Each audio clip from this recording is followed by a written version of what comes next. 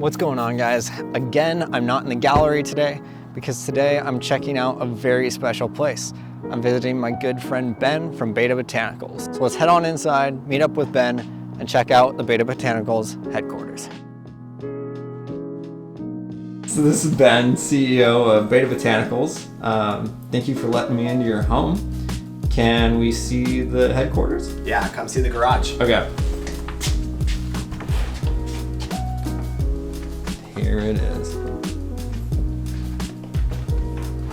We moved into the garage about 6 months ago, and the last time Kevin was over, I said I'd have things a little bit more put together, but you know, life happens, and so things are pretty much in the same configuration as the last time he was here. So They do look the same. the 75-gallon display tanks will have to happen at a later date, and then I'm pretty hooked on dart frogs right now, so there's going to be a bunch more vivariums set up for them. Can we go see the dart frog thing? Oh yeah. So dart frogs I don't have any yet, but I do have tree frogs right now. Okay, that's good enough, right? Yes. There's a story behind how these showed up.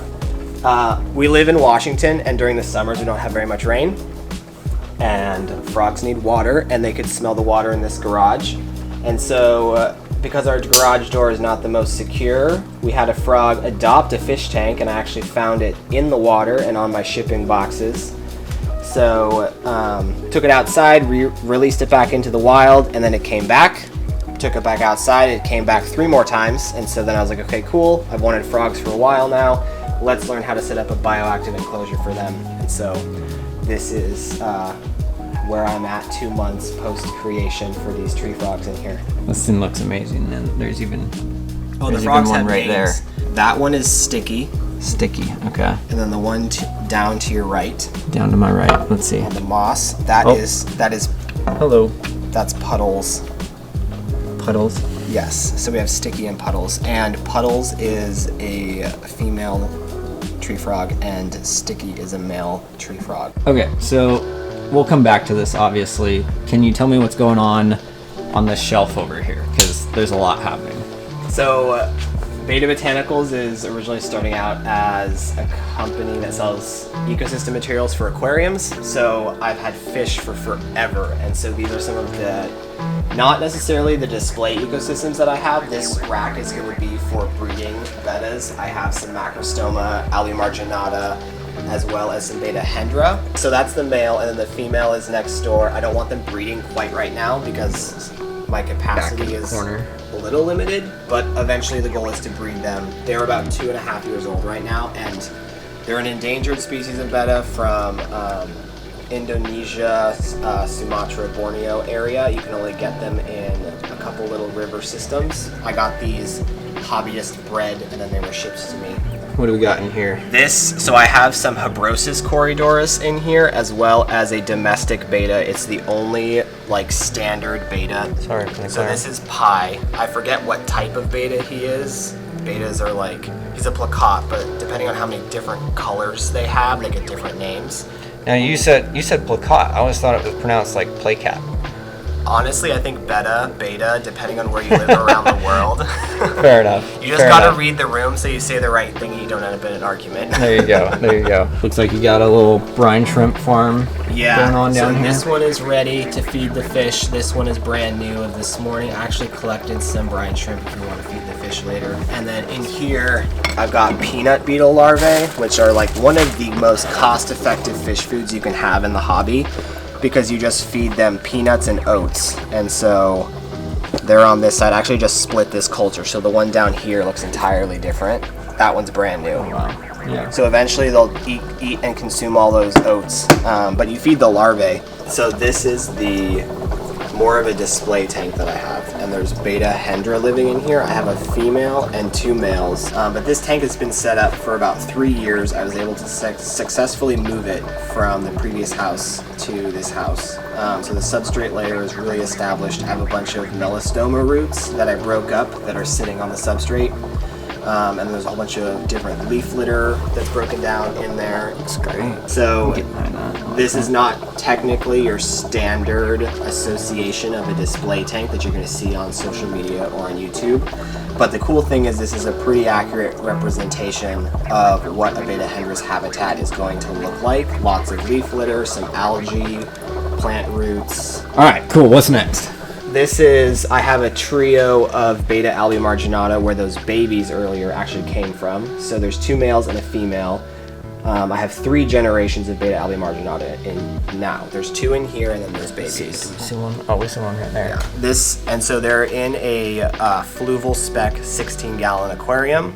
It's like a standard tank kit you're gonna get. The substrate in here is like 2 years old, so it's full of leaf litter, detritus, twigs, seed pods. We've got circulia pods, bale pods. The leaf litter is long in leaf litter. And then the whole thing going. So next door, what do we got going on here? We got a very tinted tank. Very tinted tank. I turned the light all the way up, and it's a 22-gallon bookshelf. I don't remember what brand, like Mr. Aqua or Aquatop, something like that.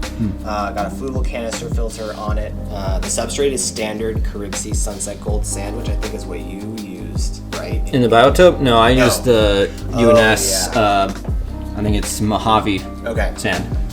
Sort of close in color. Yeah, very close.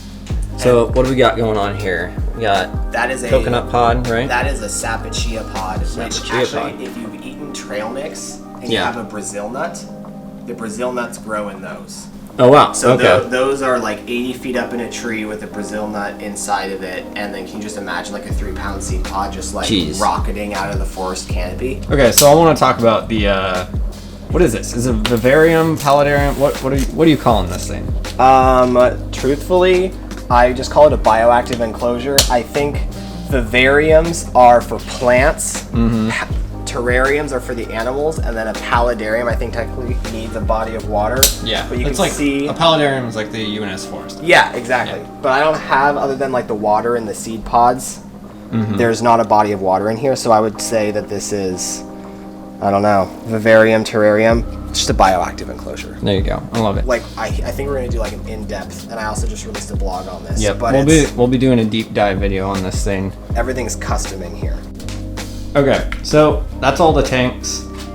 Clearly, you've got a lot of hardscapes sitting around here. What do you? Let's go through all this stuff here. I just restocked Manzanita wood. It is WYSIWYG. What you see is what you get. So each one of these pieces I individually photograph. So now you got. So this is like my working inventory when people purchase something on the site. I come in here. Frequently purchased stuff is closer down there. Oh yeah, those are brand new. The Betta man made these for me. These are 3D printed by him, and this is just like a mock Betta fish face that he made, and then I've got some mirrors. We have to take the film off of them, but they're super shiny. So those are brand new. My Betta does not care for these things at all. Like I've used these with my Betta, and he just does not care. He just cruises by. And we got another whole shelf. Yeah, look at how beautifully labeled everything is. Like that's just, I love it. That's awesome. I can't wait. We're revamping the label right now because we're in 6 brick and mortar locations right now, and I want to make it easier for people to grab a bag and understand what's going on, because most people will look at leaves in a bag and be like, what am I supposed to do with this? So we're going to make it a little bit more plug and play. Fair enough.